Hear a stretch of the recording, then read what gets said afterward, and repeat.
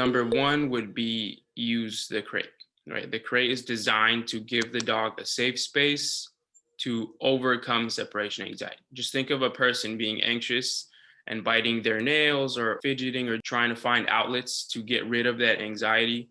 Dogs do the same, and that comes through barking or whining or biting or destructive behavior, all of these different things. You give them the crate, and it gives them a safe place to start to overcome that anxiety, and it gives them a place to just shut down. They learn to go inside and take a nap and wait for you to come back and then engage with the dog again. Some dogs are more anxious than others. Some dogs aren't as good at being alone as others. And there's kind of a fine balance between my dog is having separation anxiety or my dog just doesn't have enough interaction.